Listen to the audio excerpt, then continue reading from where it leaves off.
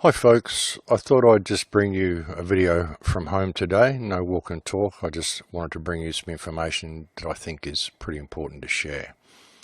You know, we're facing a pretty desperate situation in the world today with this whole plandemic that's happening, the results of which, are absolutely catastrophic. And they're going to continue to deteriorate, I would say, folks. And the problem is not the virus. The problem is our government's response to this alleged virus, which is just completely over the top and completely ridiculous. And the more and more you look into it, you see that there is no virus, folks. You know, virus is a part of our immune system anyway. When you really start looking into virology and how all this works, it's easy to see how much we're being scammed. And it's also, unfortunately, easy to see why the death figures are going up the way they are, because they're designed to go up and they're being contrived to go up.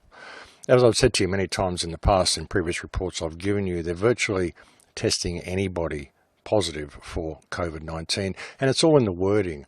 It's all in the wording, and we'll get to that a little bit further down the track. But something I've been sharing with you is the danger of what's really happening here, and that is that the supply chains are breaking down and the food supplies are going to be running very, very short. And there's a reason for this. The whole plan here is about depopulation and introducing the massive smart surveillance grid for those who are left. That's what it's about, folks. But, a lot of people are going to suffer through this. There's going to be a massive depopulation that comes about because of this event. And it's all so contrived. And there's deeper issues to look at. It isn't just about depopulation. It's also, as I said, about AI and the surveillance state that they want to introduce.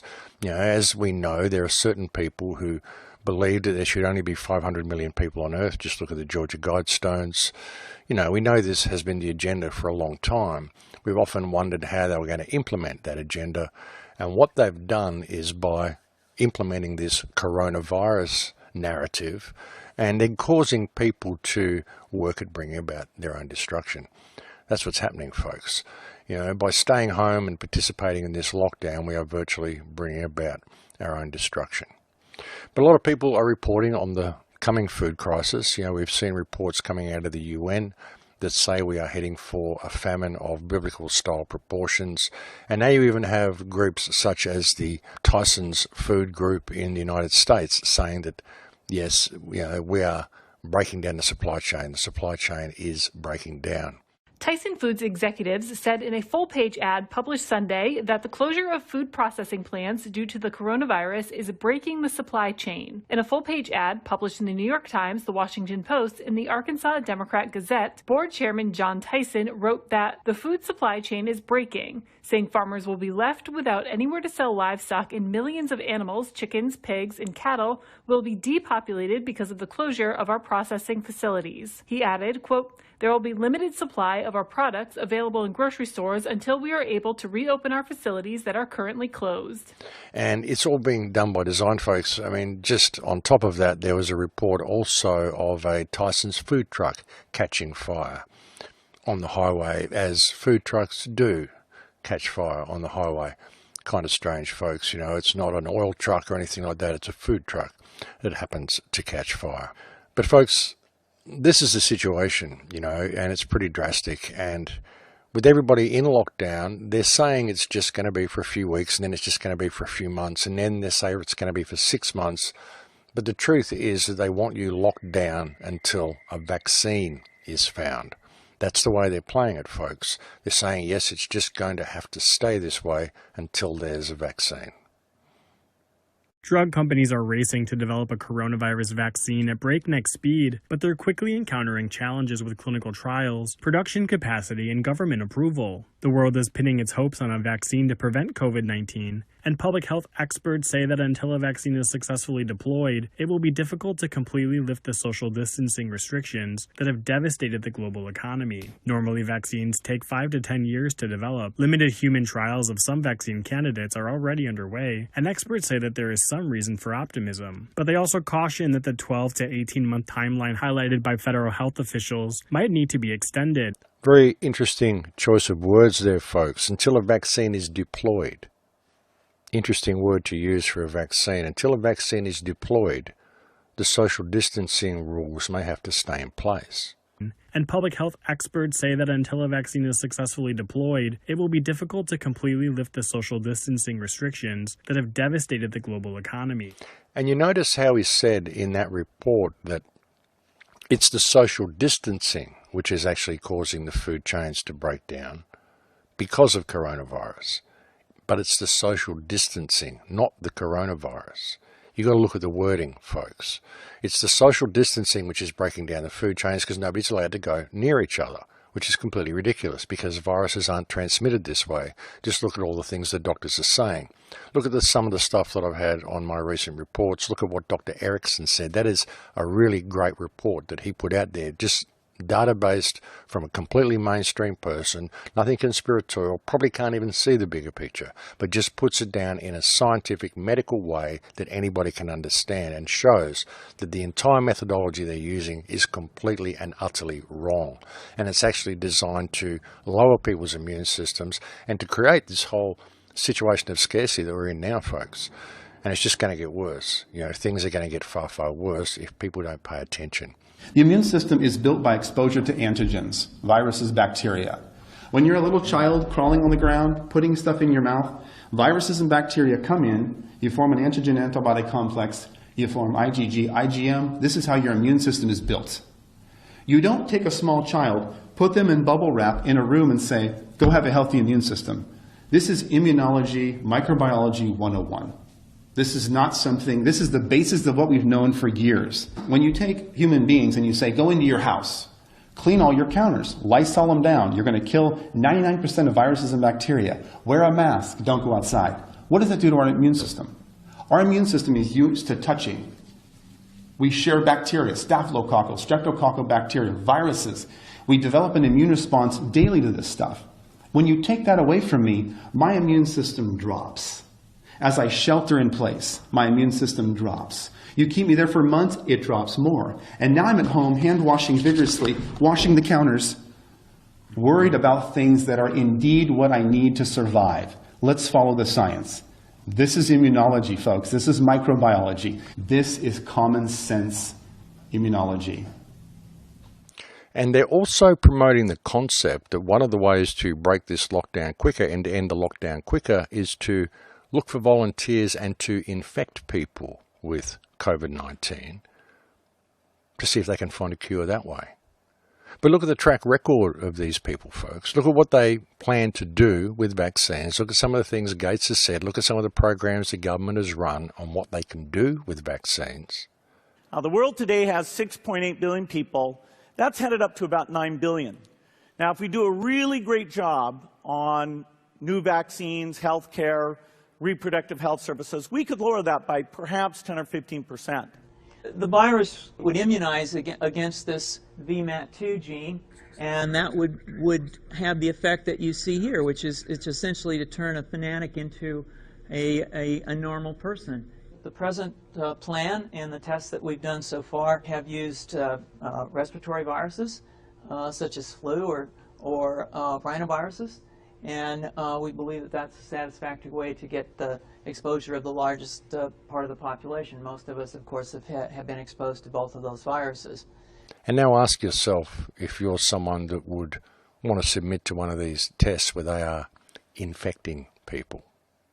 An idea that may seem outlandish at first is gaining some ground as a way to speed development of a coronavirus vaccine, intentionally infecting people with the virus as part of the trial. The idea, known as a challenge trial, would deliberately infect a few hundred young, healthy volunteers who were first given either the potential vaccine or a placebo. Those picked would be well informed about the risks. That would allow the effectiveness of a vaccine to be determined faster than a traditional clinical trial, which would require that researchers wait for some of the participants to become infected in the course of their daily lives.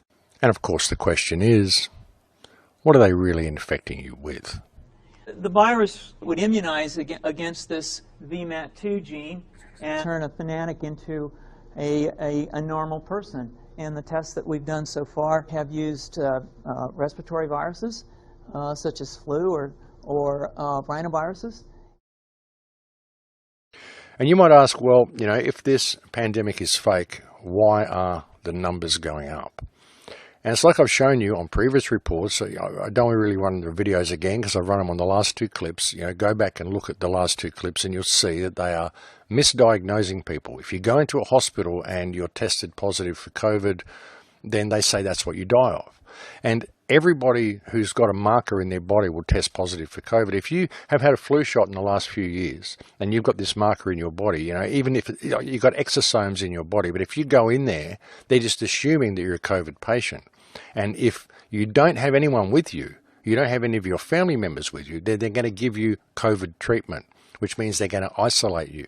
And what they're doing is they're putting people in isolation wards, and basically they're running all the tubing from outside the rooms. They're just putting these people in the rooms, and if there's no family around to suggest otherwise, then they're giving them standard COVID treatment, which is to put them on a ventilator, which puts high pressure into their lungs and then kills them. And then they assume it's a COVID victim, and they don't want to go in there because, you know, they may be infected, so they're just leaving these people to rot. You know, this is what's going on, folks. People who are going in there to be tested, if they test positive, they're isolating them, taking them away from their families, no one to advocate for them, and they're basically murdering these people in hospitals. And there are hundreds of doctors and nurses that are screaming out about this. And there's, you know, people trying to get the information out about it. And that's why the numbers are going up. When they say the cases are going up in New York and there's so many people dying, it's because this is what the treatment is. They're basically just anybody who goes in there, they're isolating them and just letting them die. It's absolutely brutal. And why is the death toll rising? Again, look at the wording that they give you, folks, with all of this. Case fatality rates rise as coronavirus runs deadly course. You know, runs its deadly course. It's all in the wording, isn't it? The media loves this shit. They love to blow everything out of proportion. It says here the percentage of people who die after testing positive for coronavirus is rising as thousands of new US cases are identified each day, a troubling preview of the weeks and months that lie ahead. Notice the wording. The percentage of people who die after testing positive for the coronavirus. Not that they're dying of coronavirus, but that they're testing positive for coronavirus and then they're dying. Why is that happening? It's because they are letting them die. Because if you test positive for coronavirus, they will put you in a ward, isolate you, dress you up in all this clothing you don't need, put you on a ventilator machine and let you die. And that is what is happening, folks. They are literally murdering people in the hospitals via their lack of proper treatment. By simply neglecting these people, putting them in a room, isolating them away from their family, so there's no one there to advocate for them, and they're just letting them die. That's why the figures are going up. And that's why there's probably freezer trucks taking corpses away, because they're just letting people stay in the room and rot. Nurses that have volunteered to go there and to go to hospitals to look after these patients are saying it's horrifying. It's like a horror show because of the neglect. And yet they have enough staff to treat these people properly. Most of these people could actually be healed, but they're not doing that. They're letting them die because they want the numbers to go up. I'm a nurse practitioner. I am licensed and certified. I am not on the front lines. I have a friend in New York City who's on the front lines. And for her safety, she cannot come out and say these things. So I am her voice. I'm not going to name names of people or hospitals for the safety of those involved. But this is her account, okay? I am her voice here. I'm going to tell you what she has told me. She wants this to get out. In New York City right now, in some of the hospitals, this is what is going on. People are sick, but they don't have to stay sick. They are killing them. They are not helping them. She used the word murder, coming from a nurse who went to New York City expecting to help. Patients are left to rot and die. Her words. She has never seen so much neglect. No one cares. They are cold and they don't care anymore. It's the blind leading the blind. If they require more than 6 liters of nasal cannula, they get intubated, they go on the vent, or they get trached if there's not enough vents. They don't get high flow, no non-rebreather, no non-invasive ventilation, no CPAP, no BiPAP. They're on a closed system, the ventilator, which, by the way, I know a nurse in Florida who was fired for exposing that about CPAP and BiPAP and patients being put on the ventilator, like straight away to the ventilator. The patients don't know any better. They don't have family with them. There is no one there with them to advocate for them. So they are scared and they give consent. The ventilators have high PEEP, high pressure, which then causes barotrauma. It causes trauma to the lungs. Dr.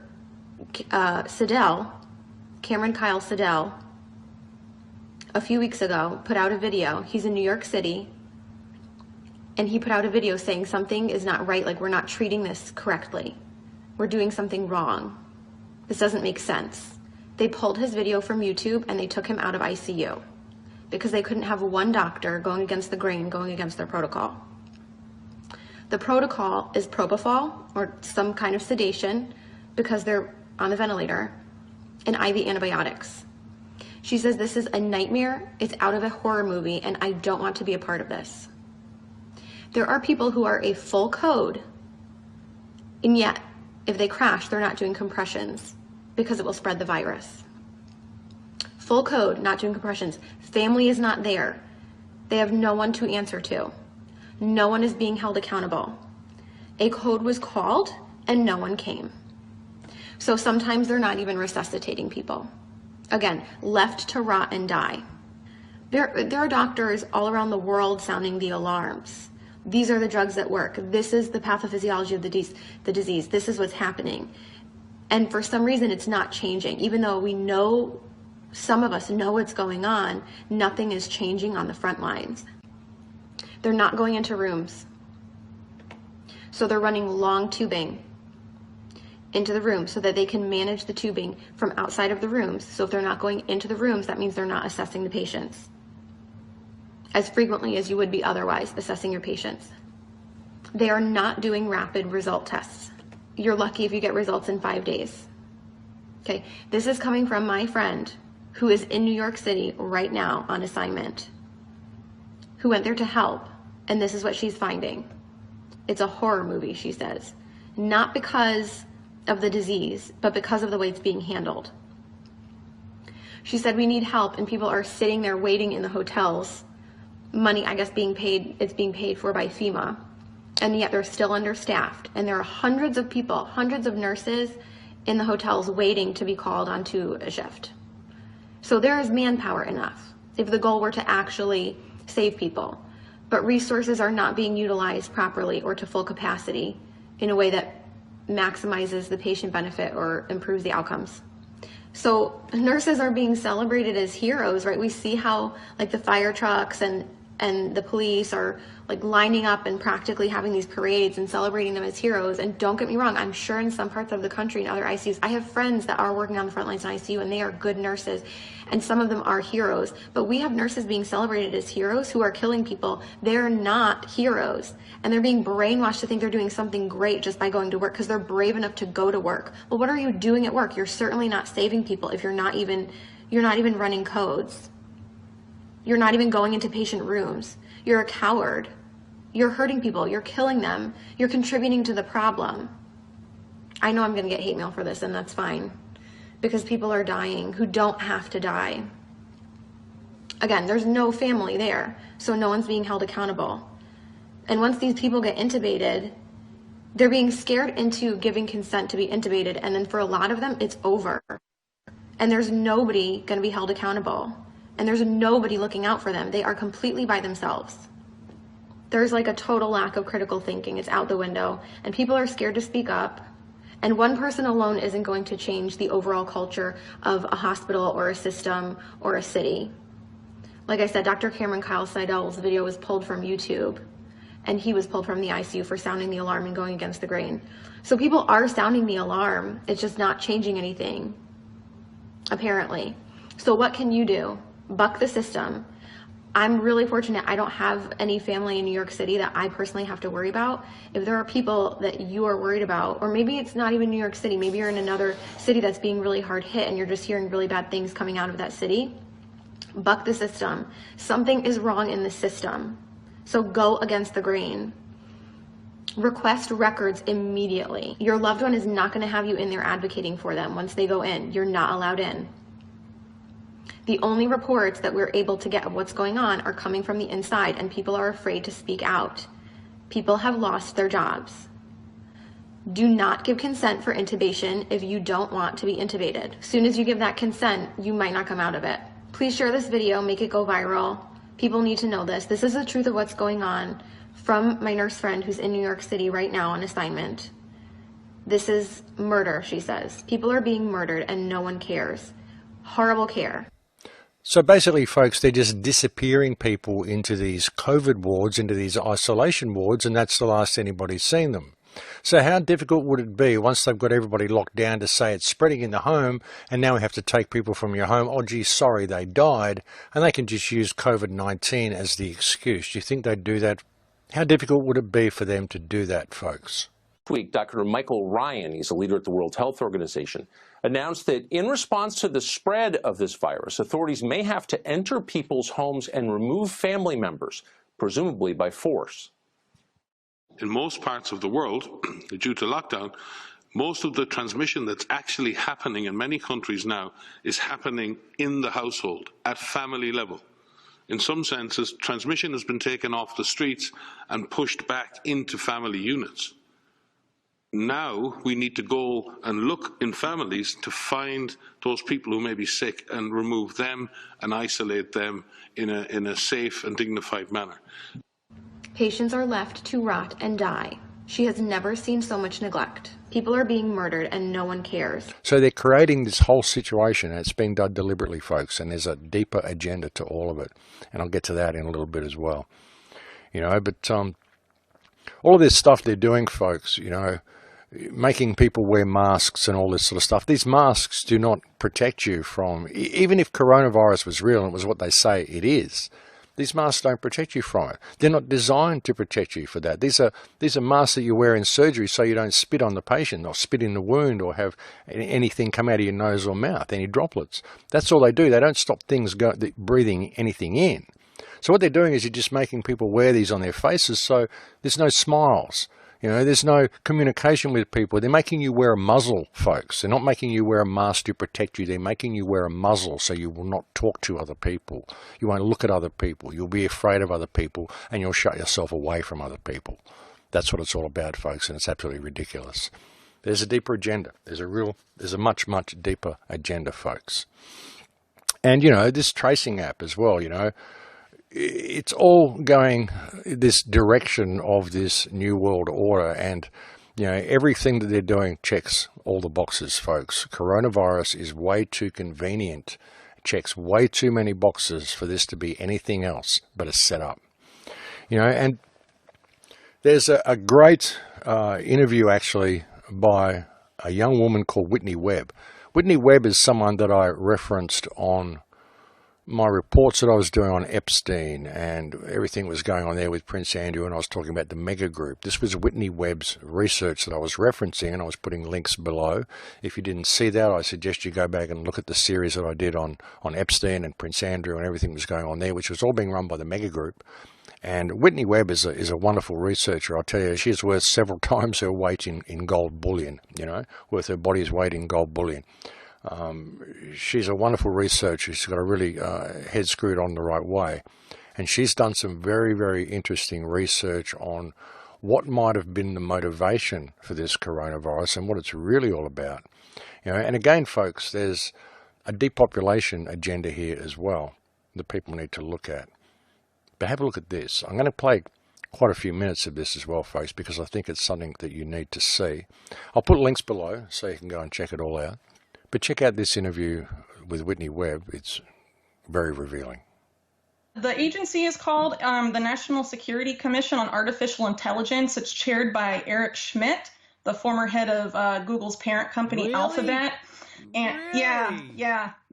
Okay. And the vice chair is the former Deputy Secretary of Defense. He currently works at Center for a New American Security, which is a think tank that's led by John McCain's former foreign policy advisor and Joe Biden's former national security advisor. So it's a great crowd. Beyond those two guys, it's also full of In-Q-Tel, the first CEO of In-Q-Tel, which is the CIA's venture capital arm, as well as the current CEO of In-Q-Tel, Microsoft, Amazon, Google, pretty much all of Silicon Valley, Oracle as well. It's and a bunch of people that also used to be on the Pentagon. It's basically the military, the intelligence community, and Silicon Valley all coming together, creating this roadmap for what the U.S. needs to do in order to avoid losing what it says is its technological advantage over China and artificial intelligence. And they refer to this, that they call this the fourth industrial revolution that artificial intelligence is going to create. They created this roadmap. It's in a presentation that was created last May. And it was recently obtained by a Freedom of Information Act request by EPIC, the Electronic Privacy Information Center. There was a batch of documents in this Freedom of Information Act request. So the document that I'm talking about is called Chinese Tech Landscape Overview. And what they do there is they talk about where China has advantage and how the U.S. can overcome that advantage. And they basically say that the U.S. right now still is leading in the creation stage of these AI technologies, but it's lagging behind China in the adoption stage. And if we don't come up, meet China in the adoption stage, then we will lag behind, and then China will dominate AI for the rest of our lifetimes. That's what it says. So that means that China will export AI around the world and the U.S. will not. So not only will Silicon Valley's bottom lines be hurt forever, but then the Pentagon and the CIA lose their technology advantage over China. And they've been freaking out about this for years. The military and the intelligence community made a joint center to address this issue specifically about China and AI a couple of years ago, and now this committee was created by one of the last NDAAs to address it even further. I mean, they are freaking out that China may overtake us in AI. And anyway, a lot of the stuff they lay out that needs to be done is happening right now, thanks to the current pandemic crisis. And it's very disturbing. Especially, So you're saying that there's a government agency that before this pandemic even happened already had a plan in how to reshape our economy to fight China because of the threat of artificial intelligence? That's what you're telling me? Well, from their perspective, the threat is that China will dominate the artificial intelligence market. And that their ability to develop that technology will give them an edge over China in the areas of national defense and security and also industry. And so how would they reshape our economy to do this?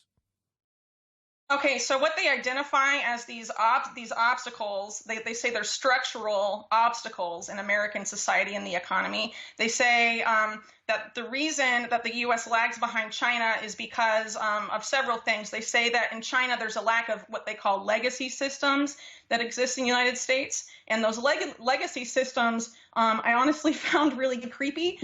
They include things like individual car ownership, being able to see a doctor in person, like a human doctor in person, and a whole bunch of other things. It's privacy laws, basically, FDA approval.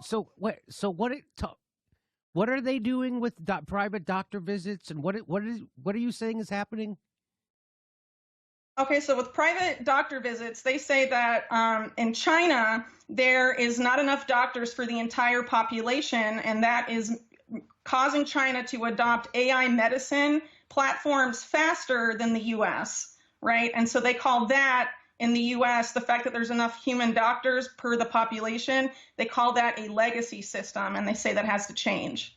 Oh. This is last May. They're saying that we need to adopt AI for pretty much every sector in the economy, and that medicine and healthcare is one of them. And this was even before any of this stuff with coronavirus happened, where we've seen this explosion in telemedicine and AI medical analysis software and all of this stuff. They were promoting this then, and they were saying that a lot of these changes they were asking for would be unfathomable in the West. This is last May. And remember, this isn't just any government agency. This is the intelligence community, the military, and Silicon Valley, all of whom are fundamentally untrustworthy actors if you look at their history, you know? So it's worth taking all of that into consideration as well.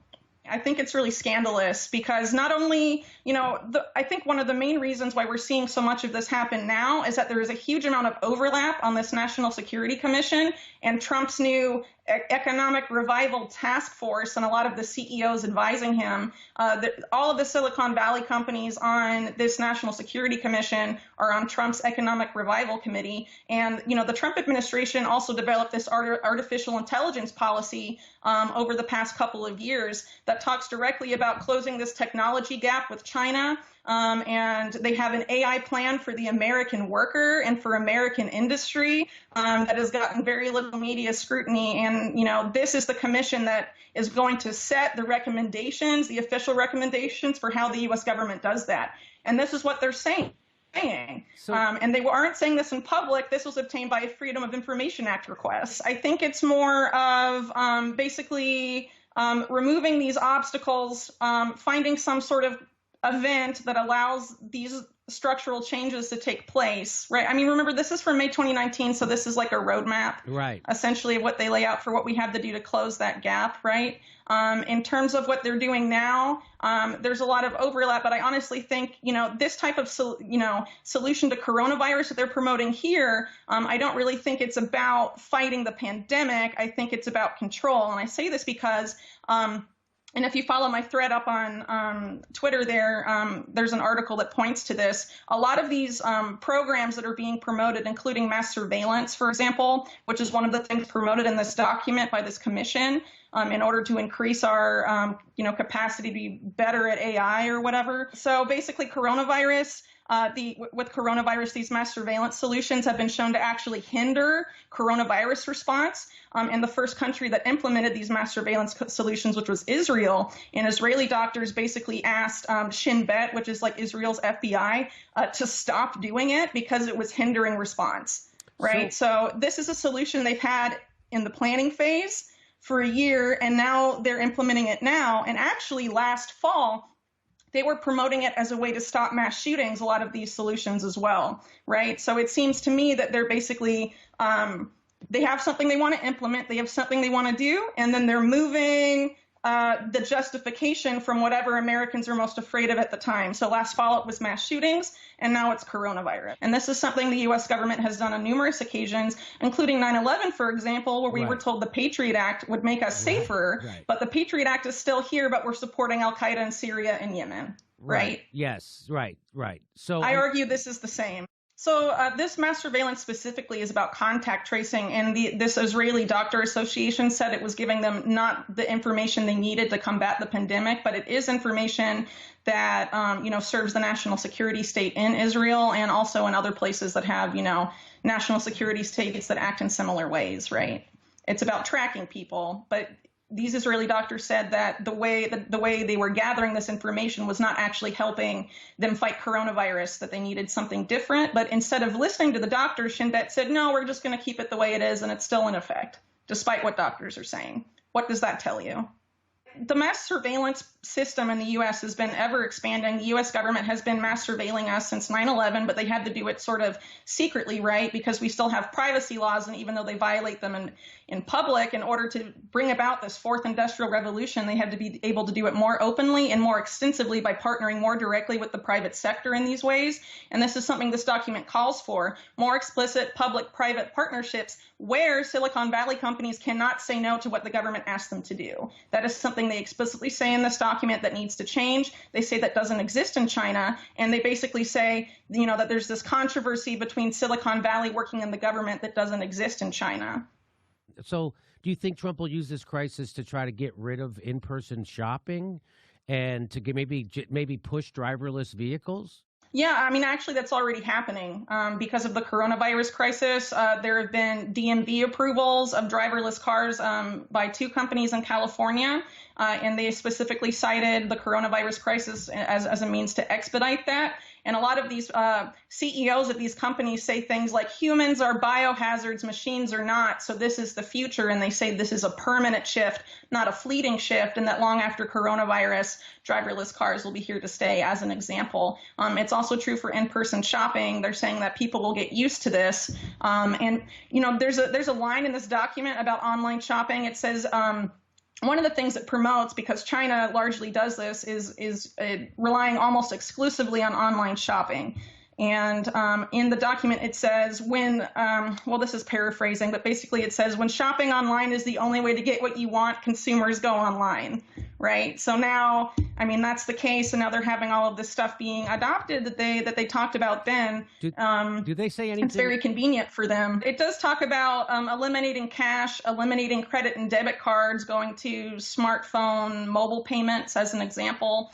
And we've sort of seen with this crisis too, like people saying we can't use cash because it might carry the virus, and some other things like that. So really, I mean, there's a lot of things this document goes over. It goes over a ton of sectors of the U.S. economy, but pretty much all of the structural obstacles they talk about are being, you know, magically disappearing thanks to coronavirus.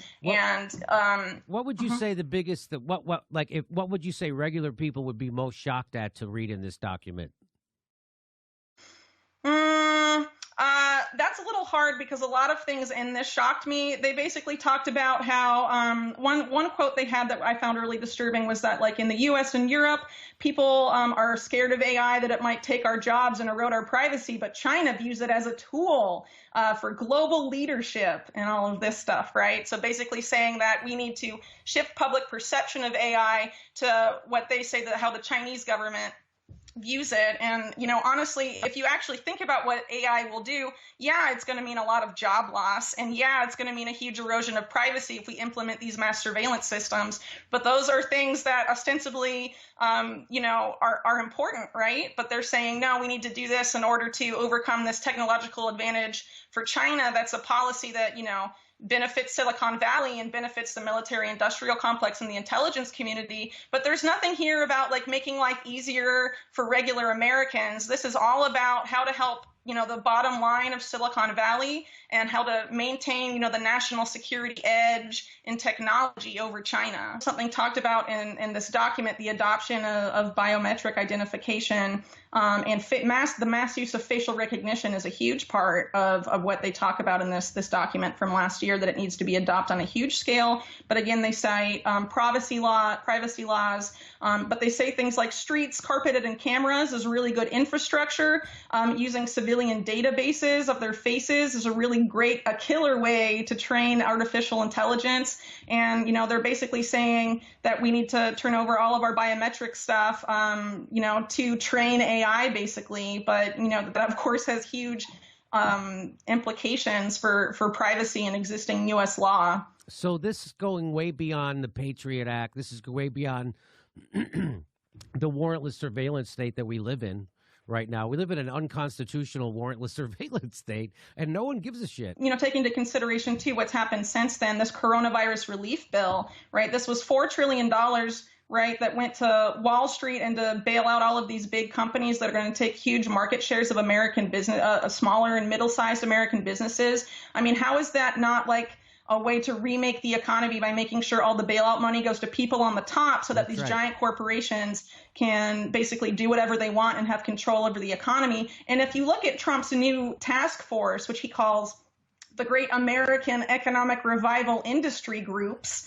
it's full of these hedge fund managers like Paul Singer, the world's most notorious vulture capitalist, Sheldon Adelson, Trump's biggest political donor. It has members of this same National Security Commission on Artificial Intelligence on it, like Safra Catz, who's the CEO of Oracle. Jeff Bezos is on this task force. Oh, and he's always talked about Amazon implementing AI and replacing warehouse workers with AI, you know, with robots and all of this stuff. I mean, what do you think he's going to do during this crisis? You think he's going to rehire people? Like I show in my report, these people are calling humans biohazards. We have to move to machines so we don't get sick, right? Trying to get us to basically give up the way of, you know, our way of life basically, and let them implement all this AI stuff so they can beat China in the what they call the technology wars. I mean, that's essentially what they're trying to do, in my opinion. They think we'll be able to win if we remove what they refer to these structural obstacles, which are these legacy systems that government spends more money on AI and removes existing regulations on privacy laws and other things that will allow us to leapfrog China and stop lagging behind them in the adoption phase. And they basically want us to adopt AI-driven technologies in every sector across the board. And they have known about this for a long time and have thought about, how do we keep people from rising up and demanding like more rights? After 9/11, Americans gave up a lot of their rights because they were told that certain things had to be given up in order to be safe and more secure. Now we're being told that we have to give up and totally change our way of life in a lot of ways to be safe from, the coronavirus. But, a lot of these changes they're saying now will remain permanent and will never go away. And I think there are a lot of concerns there that people should think really critically about, especially the mass surveillance aspect. It's just very, a lot of these things, these policies that are being pushed out are very concerning. And let's remember, too, that they are calling for the Department of Justice recently asked for the ability to indefinitely detain Americans, like in a more overt way, even though, as you mentioned, that was authorized by a past NDAA. William Barr is asking for the right to go out and do that. He says it's for fighting coronavirus. But last year, he tried to do the same under a pre-crime program that he said was going to be used to thwart mass shootings. And now it's about coronavirus, right? So people need to be very wary of what the government's doing right now.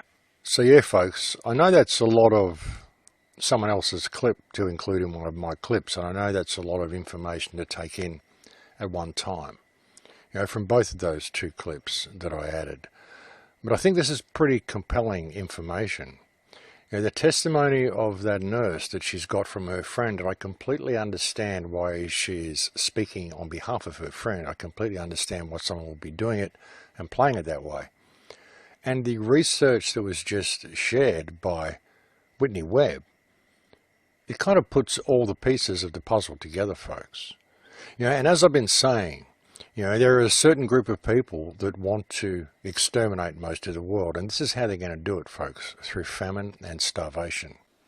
And if there's any value to be held in what Henry Kissinger is saying, Henry Kissinger, who seems to resemble Jabba the Hutt a little bit more every time I see him, he is basically saying that if the world does not accept a new world order post-coronavirus, then it could set the world on fire.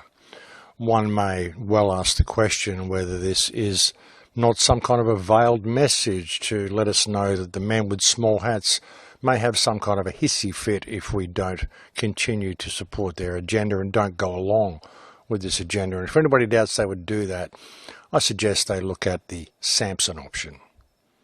But again, folks, they intend to wipe out quite a bit of the world and exterminate most of the world, and the method that they would prefer to use, and the method they are going to use, is starvation.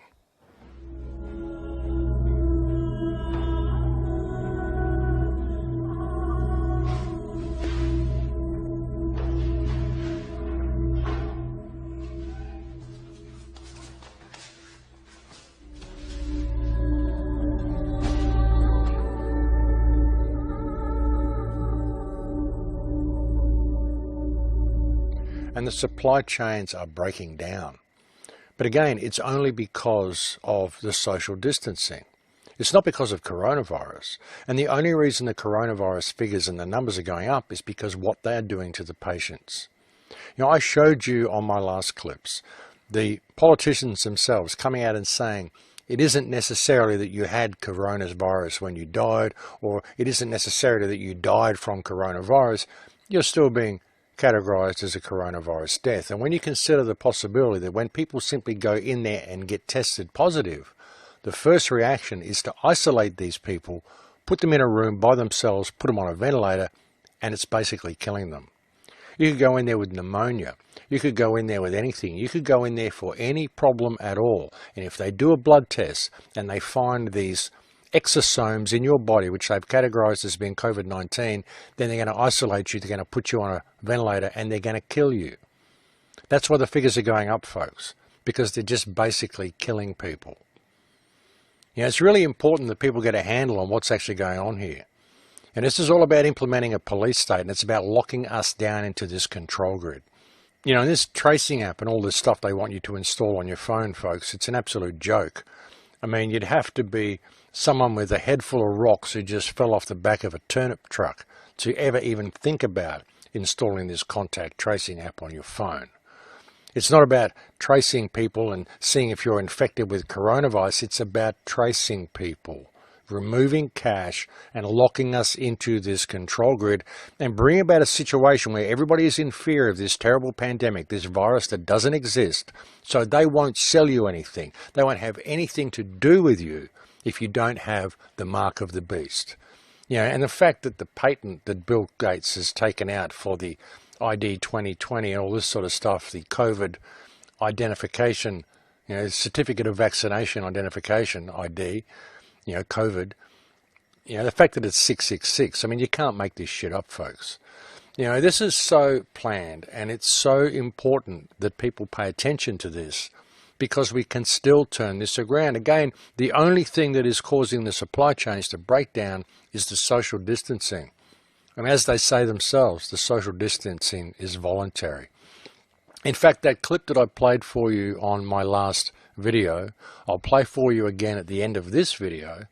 And I actually had to get that from Jeff Berwick because it's been expunged from the internet, and Jeff actually found a copy. And the interesting thing is that you can find this senator's speech still on the internet. And as Jeff pointed out, this little section has been edited out. And the reason it's been edited out, because what they say is that they can't enforce this lockdown, and if everybody decided to go outside and just get back to work and get the supply chains running again, there is absolutely nothing they could do to stop it. And that's an important thing for people to remember. You know, all this is contrived, folks. The breakdown of the airlines, the breakdown of international travel, and they're saying this is going to take a couple of years before we can travel again. And they're saying it's going to be 6 months before they open the local borders here again. I mean, this is ridiculous, folks.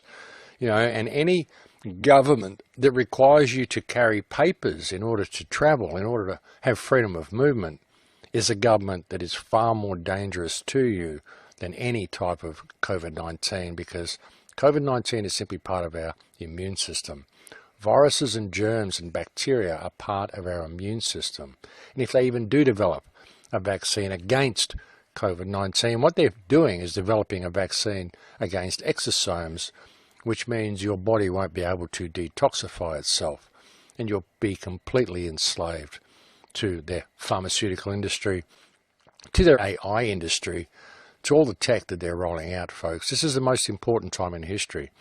And, you know, we're about to be moved into this smart prison, and we're about to lose massive amounts of the population of this world if people don't pay attention. Like I said, folks, it's all voluntary. We don't even have to do any of this stuff. It's all up to us. And the most crucial part about it is spreading information. Spreading information everywhere you can. You know, I've been sharing documents with people. I've been handing out notes to people in shops. I've been asking people in shops if they refuse cash. I've been handing them notices. People who are wearing masks, I'm handing them leaflets to explain that the masks don't work. You know, we've got to wake people up to what's going on, folks. It's extremely important because, you know, I don't know, I think we still can turn this around. I think a lot of people are waking up to the fact that this is a scam. All they have to do is realize that we are the ones that hold the key to our own freedom, and we are the ones who can turn this around. But thanks for listening, folks, and thank you for sharing this video. Please share this video. If not this video, then go and look at the links below, which will be to the nurse who was speaking earlier, and to Whitney Webb, and to all the stuff that I've shown you here today. Share that information, even if you don't want to share this video. Just get the information out to people, because it's important that people find out what's going on. But thanks for joining me today on the show, folks. Thank you to all the people who send me so much information. Thank you to all my Patreon supporters. I'll bring you another report tomorrow or the next day or sometime very soon. I'll look forward to speaking to you again then. Please take very good care until then. In Lakesh.